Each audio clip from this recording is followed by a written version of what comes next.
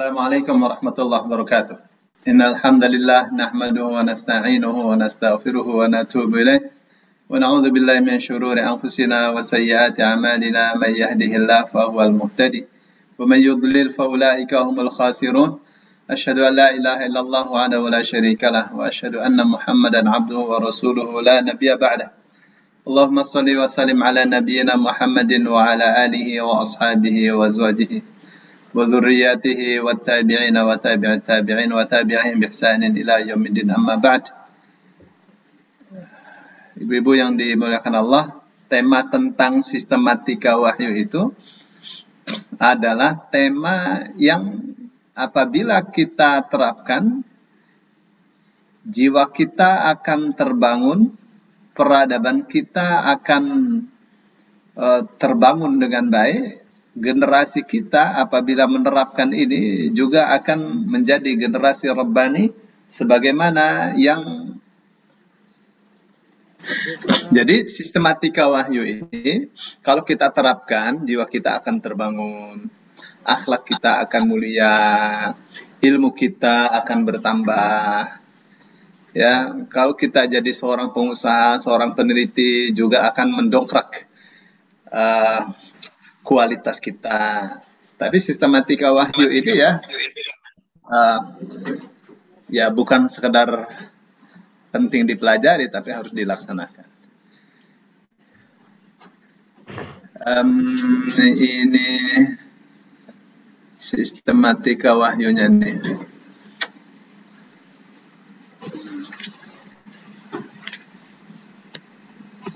Yes. Jadi dia adalah 5 surah pertama yang diturunkan kepada Rasulullah Sallallahu Alaihi Wasallam sebagai modal dasar untuk perubahan besar. Apa saja itu 5 surat itu? Ini dia, surah Al-Alaq, Al-Muzammil, Al-Muddathir, Al-Qalam, Al-Fatihah. Kalau dalam itu sih ya, ini yang saya jadikan rujukan Quran yang Quran akar kata ya, itu kan saya coba lihat-lihat ada ikhtilaf antar para ulama. Ada yang mengatakan setelah Al-Alaq Al-Muddathir. Ya, jadi setelah surah Al-Alaq itu surah Al-Muddathir. Kalau menurut Safiyur Rahman Al-Mubarakfuri, baru setelah itu surah Al-Fatihah. Tapi ini saya ikuti sesuai dengan kebanyakan ulama ya. Apapun itu ya, jadi Al-Alaq, Al-Muzammil, Al-Muddathir, Al-Qalam, Al-Fatihah. Saya mencoba menelusuri di dalam kitab tarikh atau kitab sejarah, itu setelah Al-Alaq itu Al-Muddathir. Setelah Al-Muddathir, Al-Fatihah. Ya. Setelah Al-Fatihah, Al-Muzammil, Al-Qalam. Gitu ya. Tuh, sedangkan kalau kita melihat dari sisi kandungannya, setelah Al-Alaq ini kan berbicara tentang Iqra.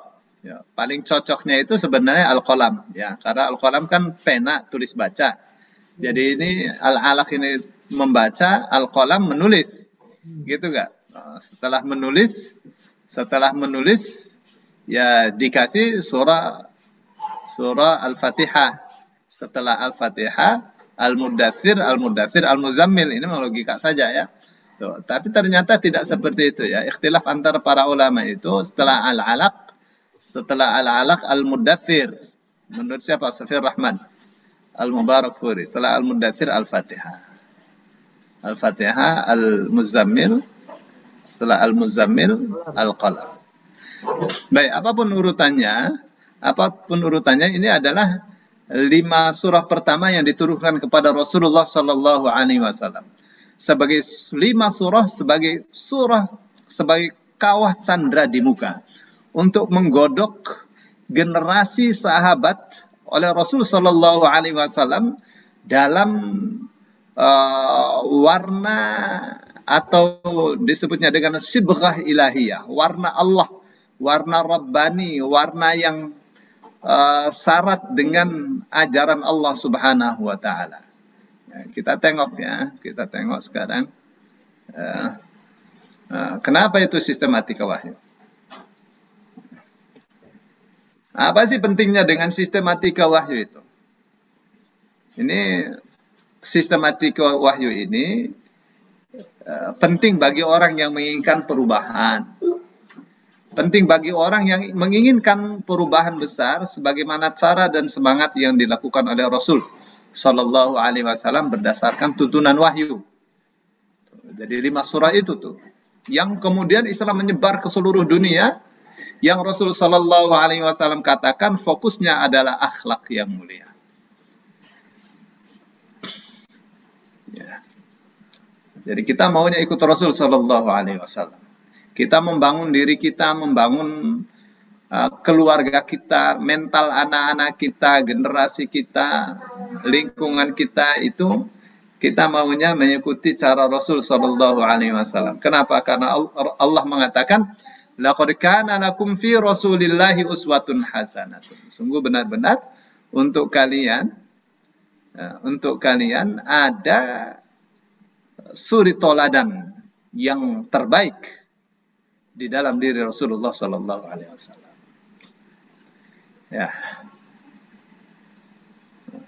Itu yang pertama. Terus yang kedua adalah surah Ali Imran ayat 31. Sebagai acuan kita bahwa jika kita mencintai Allah, maka ikutilah Rasulullah Sallallahu Alaihi Wasallam. Pasti dengan itu Allah akan mencintai kita, mengampuni dosa-dosa kita. Ya, qul in kuntum tuhibbunallaha fattabi'uni. Katakanlah jika kalian mencintai Allah, maka ikutilah aku. Ikutilah Rasulullah Sallallahu Alaihi Wasallam. Ya, yuhibbukumullahu, niscaya Allah mencintai kalian, wa yaghfir lakum dzunubakum, dan mengampuni dosa-dosa kalian. Wallahu ghafurur rahim, dan Allah Maha Pengampun, Maha Penyayang. Ya. Ya, ini kan berarti kan harus ada ilmu ya. Kalau mau mengikuti Rasul Shallallahu Alaihi Wasallam tanpa mempelajari Al-Quran dan Hadis, gimana caranya? Susah, nggak bakal bisa. Jadi orang mau ittiba ya harus ikut Rasul Shallallahu Alaihi Wasallam. Harus belajar. Kan pelajaran anak-anak ya. Apa sih cara, apa saja sih caranya atau syaratnya supaya amalan kita diterima? Ya, pertama ikhlas, kedua ittiba. Itu saja itu dasar banget. Nah, maksudnya kalau kita mau beramal ya harus ikhlas karena Allah. Terus caranya ya mengikuti Rasulullah Sallallahu Alaihi Wasallam. Nah, dengan begitu amalan kita diterima, kita dicinta oleh Allah, ya, dan dosa-dosa kita diampuni oleh Allah Subhanahu Wa Taala. Nah, baik, sekarang seperti apa alur hidup Rasul Sallallahu Alaihi Wasallam? Ya, meskipun kita sudah tahu semua ya, nah, minimal kita teringat kembali ya untuk menyegarkan ingatan kita bahwa beliau dilahirkan dalam keadaan yatim. Apa hikmahnya? Ya hikmahnya anak yatim nggak bisa bersombong. Ya, nggak bisa bersombong mengandalkan orang tuanya. Ya, yang hitung-hitungannya kalau bapaknya Nabi Muhammad itu hidup, Nabi Muhammad dilahirkan, dia akan tumbuh menjadi anak yang tidak tawadhu. Karena bapaknya itu adalah orang yang nomor 1 di Mekah, pemuda yang paling dicinta. Ya, dan bakal jadi pemimpin. Itu, ya. Jadi sejak dilahirkan Nabi Muhammad Shallallahu Alaihi Wasallam sudah dididik untuk tidak bersombong. Terus yang kedua diasuh oleh Halimah Sa'diyah. Ya. Posisinya Halimah Sa'diyah itu di Taif tuh. Taif itu satu resort yang indah, pegunungan, kayak Bogor begitu dingin. Ya, banyak pepohonan. Udaranya segar sekali. Ya, anak-anak saat itu pada menikmati alam dengan menggembala kambing. Ya. Sehat.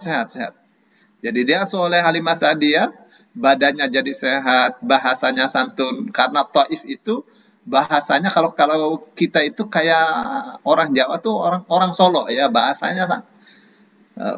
bahasanya lembut, rapi. Terus mengerti bagaimana berjuang dalam memimpin, karena dia diajari untuk menggembala kambing. Seperti sabda Rasul Shallallahu Alaihi Wasallam, setiap nabi itu pasti menggembala kambing. Kenapa? Itu adalah sarana latihan untuk menjadi pemimpin. Ya, kalau memimpin kambing bisa, memimpin manusia mestinya jauh lebih bisa, ya lebih mudah. Baik, kemudian diasuh ibunya. Ibunya ini mengajari bagaimana akhlak yang mulia. Dari ibunya maka Rasul Shallallahu Alaihi Wasallam belajar bagaimana menghargai perangai wanita yang baik. Nabi Muhammad Shallallahu Alaihi Wasallam lengket dengan ibunya, sangat mencintai ibunya. Ya, kenapa? Karena akhlak ibunya yang sangat baik sekali, mulia sekali. Ya, setelah itu diasuh oleh kakeknya. Nggak lama dengan ibunya itu. Dengan ibunya itu sampai umur 8 tahun. Setelah itu sama kakeknya. Ya. Nah, kakeknya ini Masya Allah ya, sangat bijaksana sekali. Sangat bijaksana sekali. Beliau melihat bagaimana kakeknya menyayanginya dan kakeknya menempatkan dirinya di tempat sebelah kanannya, maksudnya sangat dekat sekali, dan orang-orang melihat bahwa ini adalah anak yang sangat dicinta oleh kakeknya. Itulah makanya Rasul Shallallahu Alaihi Wasallam belajar banyak dari kakeknya, bagaimana bersikap bijaksana. Karena pemimpin yang tua, pemimpin yang lembut tutur katanya, pemimpin yang tidak pernah berpihak pada kezaliman, ya, Abdul Muttalib. Terus diasuh oleh pamannya, maka beliau pandai berniaga. Sejak umur 12 tahun diajak berniaga. Nah, saat itulah beliau yang pertama kali itu gagal ya, karena diminta untuk pulang oleh pendeta Buhairah. Karena khawatir diketahui oleh orang Yahudi terus dibunuh. Karena di dalam kitab Taurat mereka tuh ada ciri-ciri Nabi, seperti yang ada dalam Rasul Shallallahu Alaihi Wasallam.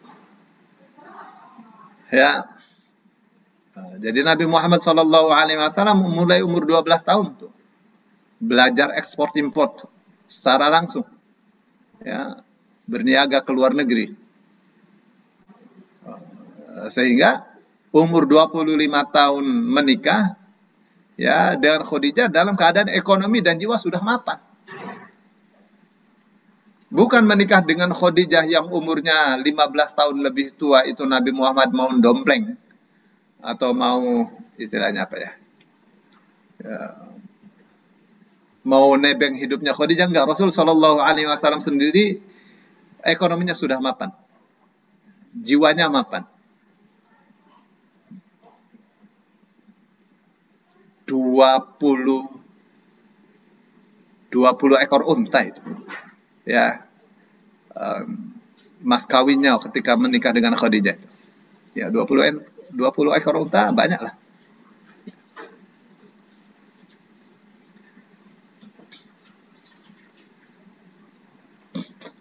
Baik. Nah, yang terakhir ini diasuh oleh Allah. Maka ia mengubah manusia dari kegelapan menuju terang, dari sengsara menuju sejahtera, dari mulia menuju kemuliaan yang sempurna. Ya, Rasul Shallallahu Alaihi Wasallam, Masya Allah ya, sejak kecil dijaga oleh Allah kepribadiannya, sehingga begitu menjadi pemimpin tidak ada masa lalu yang gelap. Ya, masa lalunya itu semuanya cerah, semuanya lurus, semuanya jujur, bersih. Baik, ini nih ya yang menjadi tugas satu-satunya Rasul Shallallahu Alaihi Wasallam diutus. Ya, innama bu'ithtu liutammima makarimal akhlaq. Aku diutus hanya untuk menyempurnakan akhlak-akhlak yang mulia. Apa tuh maksudnya? Menyempurnakan akhlak yang mulia itu maksudnya semua nabi itu diutus untuk mengajarkan akhlak yang mulia. Maka Rasul Shallallahu Alaihi Wasallam diutus untuk menyempurnakan ajaran-ajaran akhlak yang mulia itu. Baik. Ini tentang kelahirannya. Dilahirkan hari Senin, tahun gajah, zaman jahiliyah. Apa itu? Ini sih ilustrasi aja nih. Nggak tahu, terdengar nggak suaranya ini? Ini saya cuplik dari film Ar-Risalah. Nah, jadi dia bilang seluruh dunia ini dalam keadaan gelap.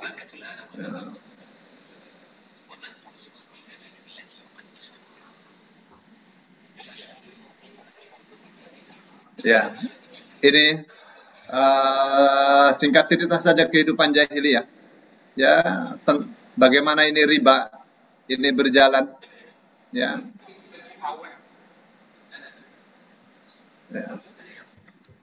Jadi itu sekilas saya Ibu bisa rujuk itu di film The Message atau Ar-Risalah. Bagaimana kehidupan orang-orang musyrik. Ya, di mana Tuhan mereka adalah batu berhala. Ya. Namanya musyrik ya. Jadi Nabi Muhammad SAW itu memperoleh 5 wahyu pertama. Nah, ini permulaannya. Bermula dari keprihatinan. Bermula dari keprihatinan akan gaya hidup gelap jahiliyah. Begitu menikah, Rasul SAW ya kan sudah dewasa, sudah matang itu. Melihat masyarakat seperti apa, ya istilah anak-anak sekarang galau Rasul SAW. Seperti apa tuh gelapnya kemusyrikan? Ya musyrik, menyembah berhala.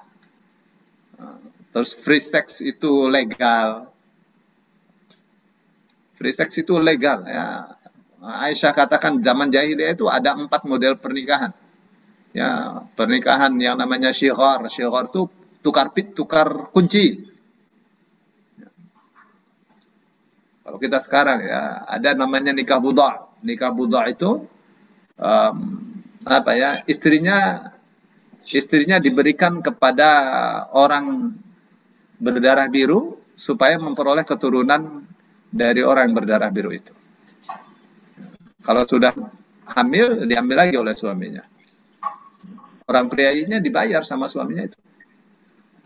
Ya. Itu namanya nikah apa tuh? Nikah budha. Ada nikah namanya nikah sifah. Nikah sifah tuh ya pelacuran lah itu. Ya. Pelacuran.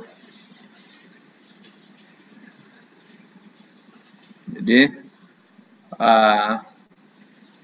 nikah sifah itu satu orang, jadi ada 5 orang dalam sebuah rumah, terus dia katakan di rumah ini ada 5 orang siap melayani 20 orang.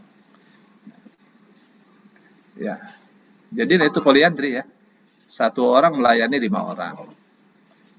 Ya, terus poligami tanpa batas. Satu orang bisa punya istri 12, 14. Ya, semakin banyak istrinya semakin terhormat. Ya, Islam datang itu dibatas ya. Dan memang sebelumnya juga seperti itu ya. Sampai ada nabi yang istrinya 100 orang. Ya, tapi di zaman jahiliyah Masya Allah. Baik. Pakaian yang memperlihatkan aurat dukun sebagai rujukan, pembunuhan terhadap anak-anak perempuan, perang saudara karena hal sepele, perjudian yang menjadi hobi, minuman keras sebagai lambang kejantanan, riba sebagai cara untuk kaya di atas penderitaan orang lain, penimbunan barang agar dijual mahal. Ya, zaman sekarang penimbunan minyak. Pada menjerit deh ibu-ibu. Baik. Itu latar belakang ya, kenapa Rasul Shallallahu Alaihi Wasallam bertahannuts di Gua Hira. Ya. Tahannuts itu artinya nyepi ya, merenung. Tahannuts itu. Ya. Ini kalau menurut Ibnu Hajar al-Asqalani itu bukan tahannuts tapi tahannuf. Tahannuf. Tahannufun dari kata hanafa. Ya, kemudian kita tahu hanifan. Jadi apa tuh tahannuf? Tahannuf itu beribadah sesuai dengan ajaran Nabi Ibrahim yang hanif. Itu tahannuf. Nah, posisinya ya, jadi kalau kita lihat ini kan Gua Hiro nih. Gua Hironya di sini nih. Cukup untuk satu orang. Ya, cukup untuk satu orang sholat nih. Itu kalau kita shoot ya, kita bawa kamera, shoot dari sini lurus, itu pas ke sana ini satu titik ke Ka'bah. Jadi pas dengan Ka'bah ini.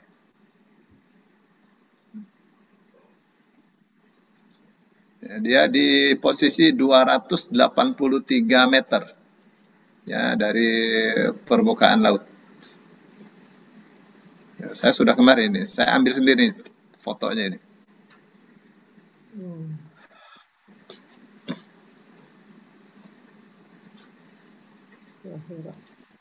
Baik ya. Jadi di sini ya diturunkan kemudian surah Al-Alaq. اقرأ باسم ربك الذي خلق خلق الإنسان من علق اقرأ وربك الأكرم الذي علم بالقلم علم الإنسان ما لم يعلم. Kapan tuh diturunkannya? Diturunkannya diperkirakan tanggal 21. Ya hari Senin tanggal 21 malam. Ya, bulan Ramadan. Jadi di Lailatul Qadar. Jadi Rasul itu dijumpai Jibril itu di waktu malam itu. Makanya beliau ketakutan sama sekali ya. Ketakutan sekali. Baik. Jadi apa ini Iqra? Iqra artinya bacalah. Bacalah. Dengan membaca kita akan tahu. Dengan tahu dapat mengamalkan. Membaca teks akan mengetahui pikiran penulisnya. Memahami pikiran-pikiran tak tertulis di antara kalimat-kalimat dan paragraf. Dengan membaca alam maka akan mengetahui gejala. Bacalah maka Anda akan tahu. Pengetahuan dibutuhkan untuk menyelesaikan masalah-masalah yang timbul karena kejahiliahan, karena kebodohan. Jadi ini rahasianya kenapa yang pertama kali diturunkan kepada Rasul Shallallahu Alaihi Wasallam itu perintah membaca. Jawabnya karena wahyu itu diturunkan sebagai solusi. Solusi apa? Ya namanya kebodohan, solusinya ya ilmu. Ilmu itu diperoleh dengan membaca.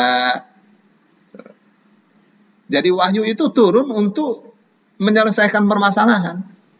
Jadi surah Al-Alaq ini adalah surah pertama dan kapan saja harus dijadikan sebagai surah pertama untuk menyelesaikan kebodohan, untuk mengobati kebodohan.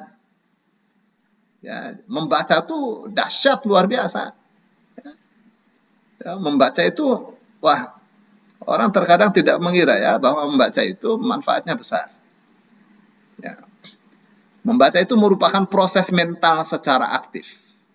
Membaca itu berbeda dengan duduk di depan sebuah kotak idiot, depan TV, PlayStation, atau membaca itu berbeda dengan orang yang nonton di HP.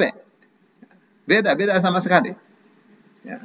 Kalau dulu ya TV disebutnya kotak idiot, kalau HP sekarang banyak orang sebut sebagai setan gepeng.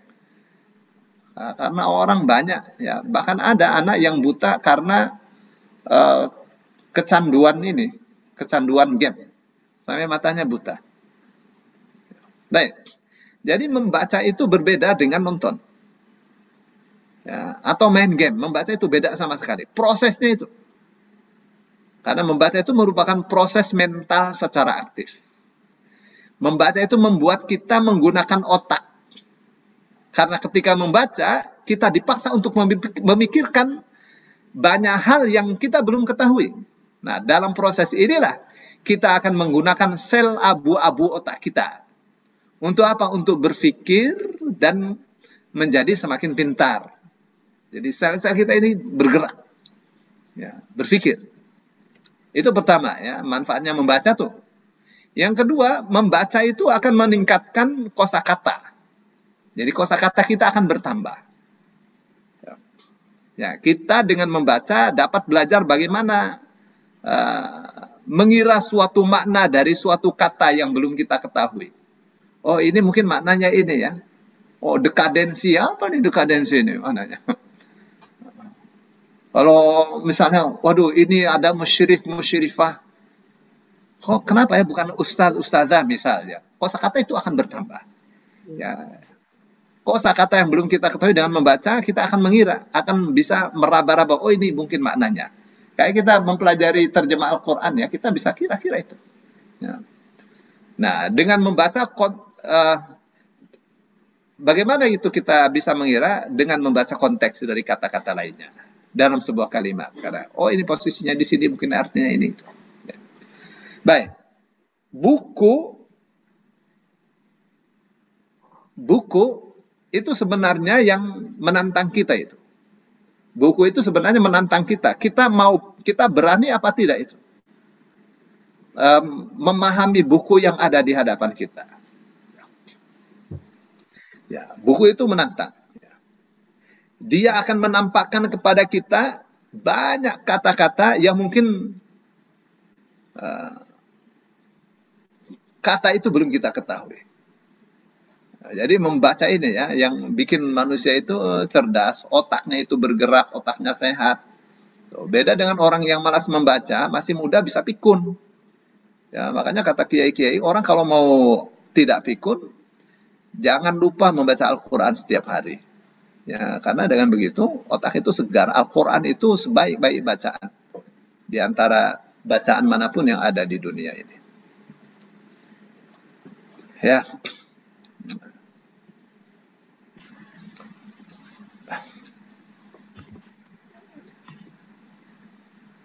Ibu, saya sampai jam berapa nih? Ya. Sampai jam 10.45, Pak Ustadz. Sampai jam 10.45 ya? Baik, betul. Masih banyak. Baik, sekarang sebenarnya bisa saja langsung disimpulkan ya, tapi kan nggak sedap ya. Iya, Ustaz. Umpama disimpulkan, ada kesimpulannya ya. Sebenarnya gini ya, saya mau coba perlihatkan kesimpulannya. Tapi nggak bakal sedap, kita nggak tahu proses. Iya, saya sudah. Iya. Jadi sistematika wahyu tuh kayak gini nih kesimpulannya. Ibu bisa lihat? Iya. Ya, ini saya bikin nih. Ini kesimpulan dari 5 surah pertama. Jadi pertama apa? Pertama itu adalah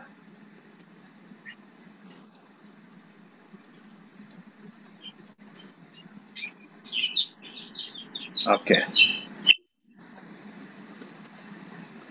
Jadi pertama itu ilmu. Ya. Untuk apa saja ilmu. Jadi untuk urusan akidah dibutuhkan ilmu. Untuk urusan akhlak, relasi, butuhkan ilmu. Untuk produktivitas, untuk riset, semuanya nih ilmu itu. Ya. Ya, fokus membangun kemuliaan media dan menguasai media dan alat produksi ini semuanya dibutuhkan ilmu. Intinya di ilmu. Nah, ini turunan-turunannya ini yang di sini. Ya.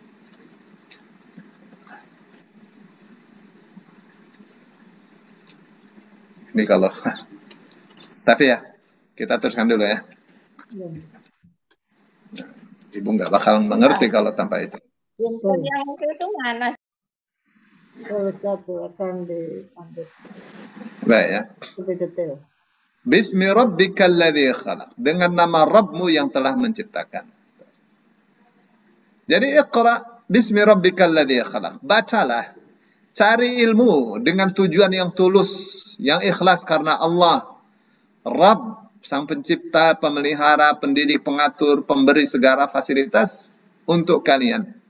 Untukmu yang telah menciptakan. Membaca dengan nama Allah, membaca dalam perspektif tauhid. Itu tuh. Membaca dalam perspektif tauhid. Apa sih perspektif itu?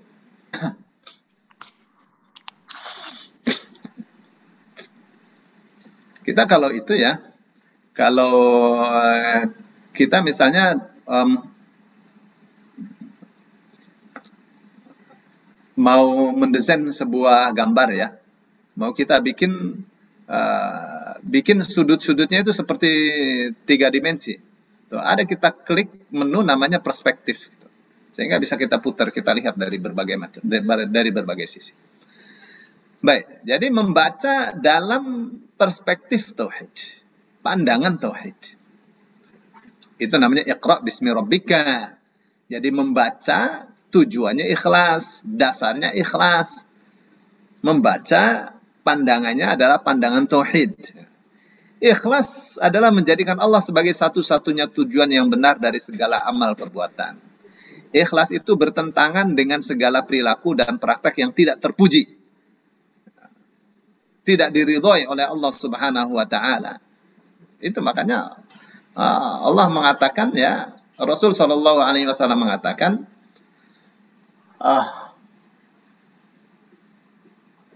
beliau mengatakan bahwa la yazni zani hina yazni wa huwa mu'min. Ya, tidak akan berzina seseorang kalau saat itu dia beriman. Kenapa? Karena iman itu tidak bisa nyampur dengan perbuatan dosa besar. Samanya ya, tujuannya ikhlas karena Allah tidak bisa nyampur dengan praktek yang tidak terpuji. Kalau tujuannya ikhlas karena Allah, pasti praktek-prakteknya terpuji. Pasti semua praktek-prakteknya diridhoi oleh Allah Subhanahu wa taala. Supaya ini dijadikan barometer ya. Ini sekarang perbandingan ya, perbandingan atau contoh perbandingan cara membaca. Misal cara membaca tanpa iman. Iman tidak dibawa-bawa. Ya. Gempa terjadi karena pergeseran lempengan bumi. Selesai. Ya.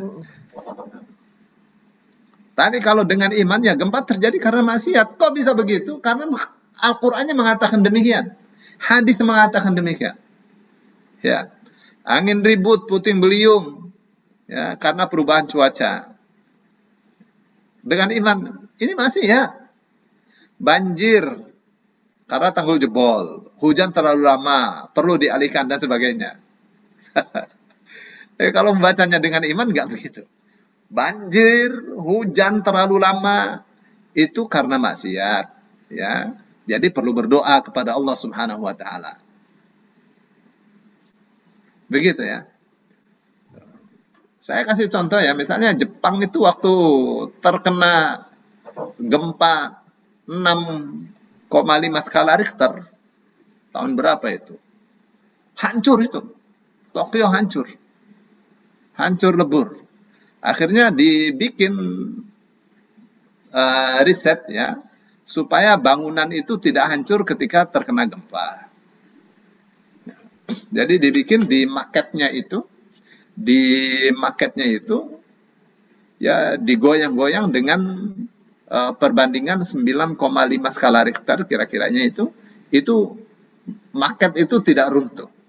Ya, akhirnya dibangunlah bangunan-bangunan pencakar langit sesuai dengan hasil riset itu.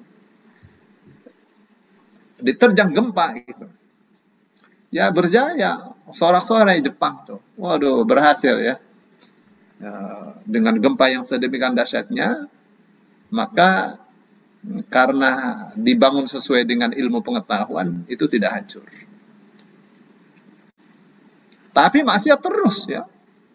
Maksiat gak kira-kira yang namanya Jepang itu.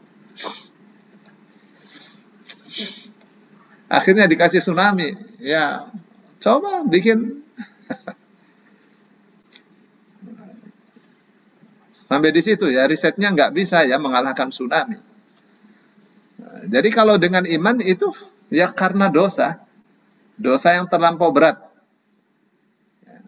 Ada ya rumus-rumus terjadinya kematian massal.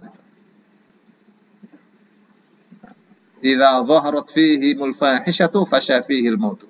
Apabila di tengah-tengah mereka perbuatan keji itu tampak, perbuatan keji itu mendominasi, maka akan terjadi kematian massal di mana-mana. Banyak hadisnya. Ayatnya juga banyak.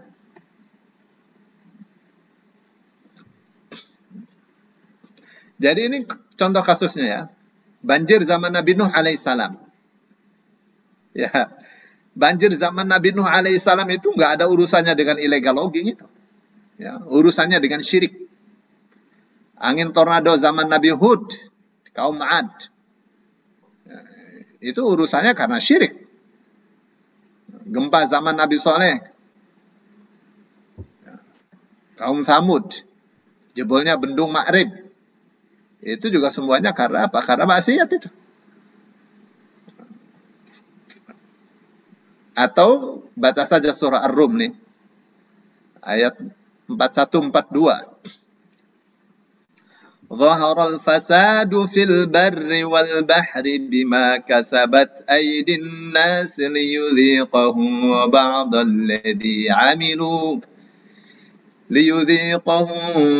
الذي عملوا لعلهم يرجعون. ظهر الفساد, telah tampak kerusakan, fil barri wal bahri, baik di daratan maupun di lautan. Bima kasabat aidin nasi, karena perbuatan tangan-tangan manusia. Nah, terjadi kerusakan itu liyudhiqahum, untuk mencicipkan kepada mereka ba'dal ladzi amilu, sebagian hasil dari pekerjaan mereka, la'allahum yarji'un, agar mereka kembali pada jalan yang benar. Qul siru fil ardi fanzuru kaifa kana aqibatul ladzina min qabl kana aktsaruhum musyrikin. Katakanlah, hai Muhammad, lakukanlah, melanglang buanalah di muka bumi ini. Lihat bagaimanakah akibat atau akhir dari kehidupan orang-orang sebelum kalian. Kebanyakan mereka adalah orang-orang yang musyrik. Itu dipunahkan oleh Allah Subhanahu wa taala. Ya, ini contoh kasus ya. Ya. Ini apa namanya? Bendungan Ma'rib ini. Bendungan terbesar sedunia ini. Jebol juga itu. Dia jebol juga. Ya, jadi ini peninggalan-peninggalannya ya. Ini sebelum Masehi.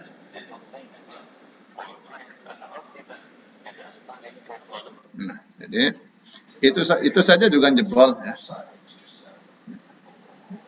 Ada dalam Al-Quran tentang bendungan Ma'rib. Ya, ini angin tornado.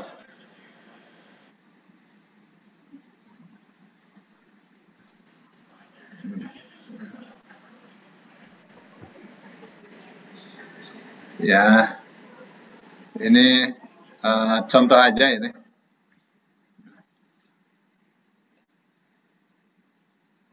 Ini tsunami yang di Jepang ini.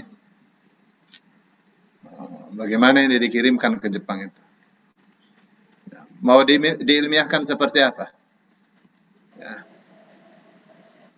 Ya, habis Jepang. Ya. Baik. Ya, jadi kalau menurut ini ya, dalam pandangan iman itu karena maksiat. Maksiat yang terlalu banyak. Baik, sekarang kita dalam menyikapi Iqra bismi rabbikal ladzi khalaq.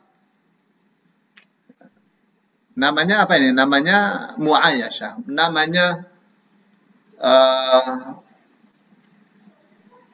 respon ya. Bagaimana kita merespon Iqra bismi rabbikal ladzi khalaq? Bagaimana caranya kita merespon? Bacalah dengan nama Rabbmu yang telah menciptakan.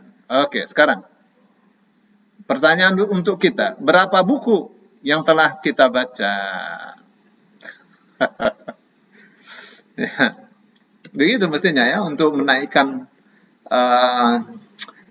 kadar bacaan kita. Nah, karena ini kan perintah Iqra, bacalah. Ya, sekarang kita yang kita baca apa? Taruhlah paling mudah yang kita baca buku lah. Berapa buku yang kita sudah baca? Berapa judul buku yang kita kenal? Nah, itu mestinya ya. Oke, sekarang ya. Pernah membaca tafsir Al-Quran? Nama kitab tafsirnya apa? Misal ya. Sudah berapa surah dipelajari? Kita ini sudah pernah mempelajari surah Al-Fatihah secara komplit apa belum? Ya, sudah mempelajari misalnya tafsir Al-Fatihah apa belum? Karena itu minimal itu. Karena itu untuk kita sholat. Nah, itu pertama ya. Terus hadis. Hadis Bukhari, hadis Muslim. Ya. Pernah kita baca apa belum? Riyadhus Shalihin, Bulughul Maram, berapa bab kita sudah pelajari. Judul kitab tauhid yang kita miliki apa saja, sudah dibaca apa belum? Terkadang bukunya sudah beli ya, tapi nggak dibaca-baca. Ya, beli banyak tapi nggak dibaca-baca itu. Tapi kalau baca WA, baca Facebook, wah berjam-jam. Ya. Nah, ya. Berkenaan dengan alladzi khalaq yang telah menciptakan. Itu bukan sekedar alladzi khalaq begitu. Itu untuk mencontohkan kepada kita bahwa Allah itu kreatif. Ya, kita ini sudah punya kreasi apa belum? Ya, apakah kita pernah sudahkah kita menciptakan sesuatu yang berguna bagi masyarakat? Itu tuh mestinya ya. Ini listrik orang kafir yang bikin, laptop orang kafir, apa saja orang kafir. Orang Islam mana bikin? Gitu ya. Kan untuk bikin-bikin itu perlu banyak baca itu.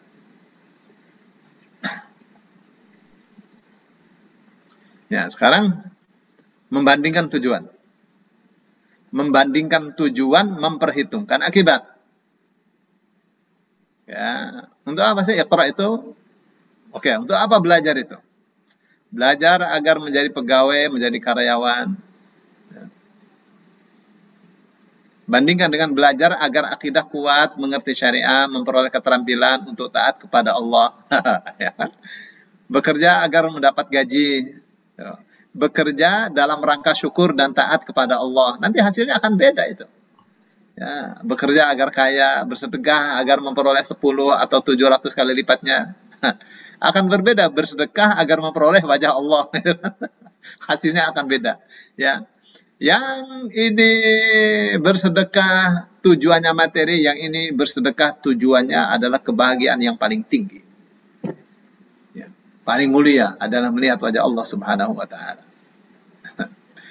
Jadi kalau misalnya belajar supaya jadi pegawai, supaya jadi karyawan, kalau tidak nanti dia akan menyesal. Udah kerja lama-lama. Karena tujuannya nggak benar. Ya. Bekerja agar dapat gaji. Kalau nggak bekerja, nggak dapat duit. Wah, sarjana hukum. Ngelamar di mana saja ditolak. Terus dia nggak mau. Kecuali jadi, pokoknya kerja di urusan hukum lah. Akhirnya, lama-lama akhirnya diterima juga jadi satpam. Ya. Ya. Dan dia nikmati itu. Ternyata nikmat juga jadi satpam. Ya.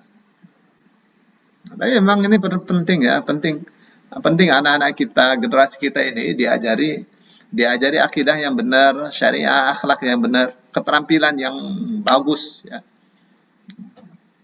Supaya bisa memenangkan percaturan dunia. Anak-anak penting diajari jualan, diajari dagangan ya. Supaya bisa ada bayangan untuk menatap masa depan dalam urusan materi. Nggak jadi pegawai, nggak jadi karyawan, ya no problem, bisa jualan. Diajari anak-anak kita itu agar bisa menjadi produsen. Ya, karena kalau jadi produsen dia bisa menentukan harga. Nah, harga barang sekian gitu. Diajari juga bagaimana marketing yang benar. Itu semestinya ya, kalau kita lihat sejarah Rasul Shallallahu Alaihi Wasallam, orang-orang Yahudi juga begitu. Jadi dalam perkumpulan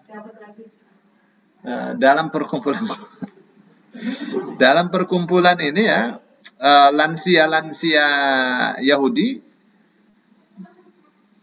itu di Amerika ya, itu selalu ada spanduk itu, ajarilah anakmu untuk berenang, memanah, menunggang kuda, dan bisnis.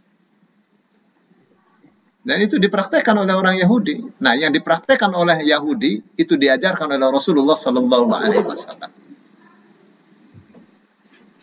Itu semestinya ya. Jadi anak kita, andaikan sekolah terus bukan berpikir pengen jadi pegawai, berpikir jadi pengusaha, berpikir jadi pebisnis.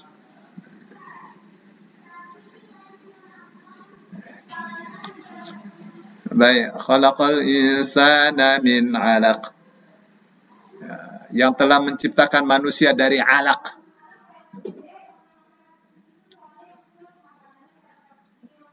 Jadi Allah yang menciptakan makhluknya. Maka Allah juga yang mengatur segalanya. Allah menciptakan makhluknya. Yang mengatur siapa? Allah. Menciptakan bukan sekedar menciptakan terus ditinggal. Enggak. Menciptakan itu, makanya disebut Rabbul Alamin. Itu menciptakan itu dengan segala aturannya. Diatur semuanya. Makanannya diatur, minumannya diatur, tempat tinggalnya diatur semua. Mana buktinya diatur? Ya, minuman keras tidak boleh, makanan yang haram tidak boleh, diatur oleh Allah. Ya. Ada puasa, itu kan namanya aturan. Diukur semuanya. Ya, manusia nggak bisa makan sehari 20 piring itu. Bisa meledak perutnya. Ya, diukur oleh Allah. Ya, diatur. Berlebihan dikasih sanksi oleh Allah. Ya, semua kemasalahatannya diatur oleh Allah Subhanahu wa taala. Yang menciptakan manusia dialah yang paling mengetahui aturan-aturannya, hukum-hukumnya. Mana yang paling maslahat buat manusia. Maka diturunkan Al-Qur'an, isinya apa? Isinya adalah syariah. Syariah itu aturan-aturan. Baik. Terus al-insan. Apa sih insan? Insan itu berarti membutuhkan pertemanan yang sempurna. Dari kata anasa, ya. Membutuhkan relasi, kerjasama, itu tuh insan tuh, nggak bisa hidup sendirian. Dakwah sendirian juga nggak bisa, harus jama'i, harus bareng-bareng. Ya, dakwah kolektif. Kalau nggak bakal bisa kuat. Nah, tapi kalau kolektif akan ada yang mengatur, ya, mengatur urusan jadwal, urusan persebaran dakwah. Bagaimana caranya dakwah ini bisa eksis, ya, bisa berkembang, itu mesti jamaah itu. Nah, itulah manusia. Ya. Baik, jadi Allah mengatur segala model hubungan manusia. Kenapa sih? Karena ini masalah kan alaq. Alaq itu artinya hubungan. Ibu bisa buka ya di kamus. Alaq itu artinya berhubungan. Hubungan. Misalnya alaqatul insan bi rabbih. Hubungan manusia dengan Tuhannya. Jadi alaq juga artinya sesuatu yang bergantung. Sesuatu yang mengisap darah. Karena dalam bahasa Arab, alaq juga artinya lintah, yang menghisap darah. Dan seperti itu manusia tuh. Ya, waktu menjadi alaqah itu, dia mencari tempat supaya dia bisa, tidak terbuang. Supaya dia tidak terhempas, kemudian menjadi head. Ya, nah dia sedot tuh darah ibunya tuh. Kata ulama ahli fikih ya. Maka yang biasanya setiap bulan keluar darah jadi tidak keluar darah. Dimakan sama dia. Ya. Jadi Allah nih mengatur segala model hubungan manusia. Antar gender, hubungan keluarga, bertetangga, bermasyarakat, bernegara, diatur semua oleh Allah. Hubungan antar pemeluk keyakinan, ya, itu diatur oleh Allah Subhanahu wa taala. Baik ya. Ini gambaran alaq nih. Khalaqal insana min alaq, sesuatu yang menggantung, segumpal darah, lintah penghisap darah. Nah, ini nih, yang ini nih lintahnya. Yang gambar di bawah nih. Jadi seperti ini lintahnya. Nah, bandingkan dengan ini. Ya, ini alaq nih. Dia menghisap darah ini. Lihat, di sini dia menghisapnya. Sama dengan ini. Jadi lafadznya itu sudah mendefinisikan dirinya sendiri. Nah, kayak gitu tuh. Menunjukkan apa? Menunjukkan bahwa kita ini untuk bisa eksis butuh pegangan. Ya, butuh gantungan.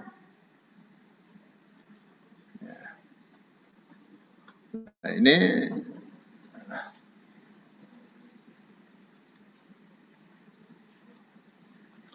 ya, kan tahapan-tahapannya itu dalam Al-Quran ya.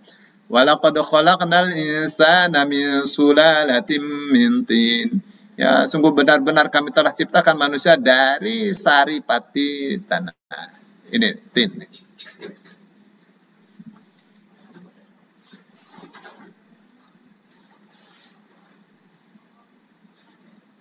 Ya, ini tinnya.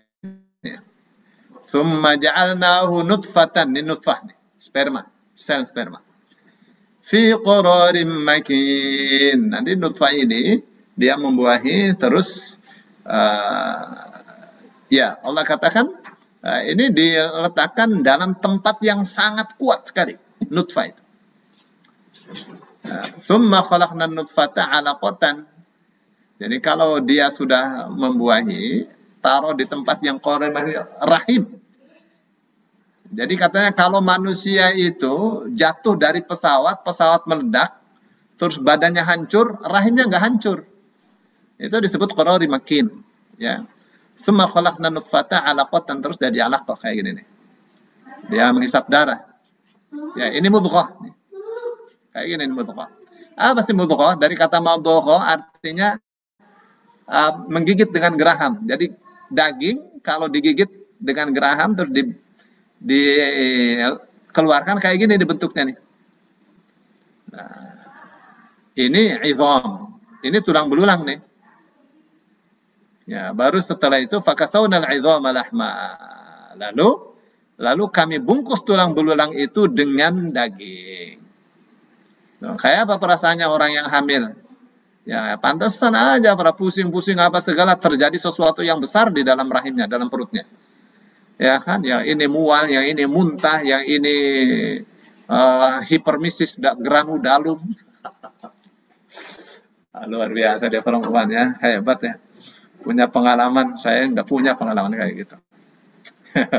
Kemudian, thumma ansha'nahu khalqan akhar. Kemudian jadi makhluk yang lain. Aduh, tiba-tiba jadi Faruk anak. Dari air tuh. Jadi kita semua itu. Ya. Jadi dahsyat luar biasa penciptaan manusia. Ya. Jadi itu ketika Allah mengatakan khalaqal insana min 'alaq, itu bukan satu hal yang main-main itu. Ya. Ya. Kejadian yang spektakuler. Ya. Kayak gini nih.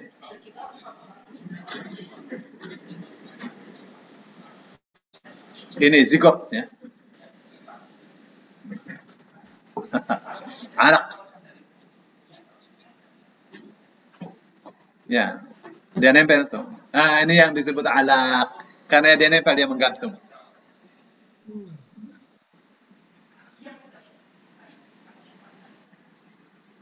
Ya.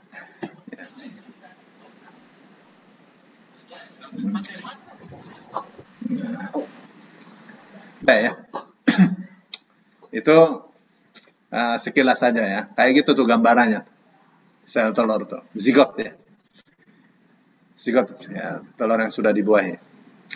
Baik, sekarang sifat alaq itu adalah sifat manusia. Khalaqal insana min alaq. Allah telah ciptakan manusia dari alaq. Alaq itu sifat manusia itu. Nah, apa itu sifatnya? Lemah. Kan diciptakan dari alaq, berarti manusia itu lemah. Tidak pantas bersombong. Lemah itu membutuhkan perlindungan. Sebaik-baik perlindungan adalah Allah. Gitu ya. Pertama tuh. Terus yang kedua, dia masih berjuang untuk memperoleh basic kehidupan yang sempurna. Kehidupan yang kuat. Jadi apa yang disebut dengan mapan, ya mapan ilmu, mapan akidah, mapan akhlak, mapan ekonomi, mapan hubungan, gitu. Ya. Terus bergantung pada dinding rahim agar tidak dikeluarkan dari rahim. Itulah hubungan kasih sayang. Hubungan kasih sayang. Ya, jadi jangan putus hubungan kasih sayang itu. Ya. Silaturahim adalah hubungan antara manusia untuk memperkuat kehidupan dan segala dimensinya. Jadi begitu ya, mestinya silaturahim itu, dalam silaturahim nanti ada lebaran, terus kumpul-kumpul dengan keluarga. Ya, ditanya bagaimana dengan silaturahim itu, yang jatuh bisa diangkat, yang lemah bisa diberdayakan. Gitu sih mestinya ya. Jadi silaturahim itu berdaya guna. Maka Rasul Shallallahu Alaihi Wasallam katakan sedekah kepada keluarga, kepada saudara itu dapat dua, dapat pahala sedekah, dapat pahala silaturahim.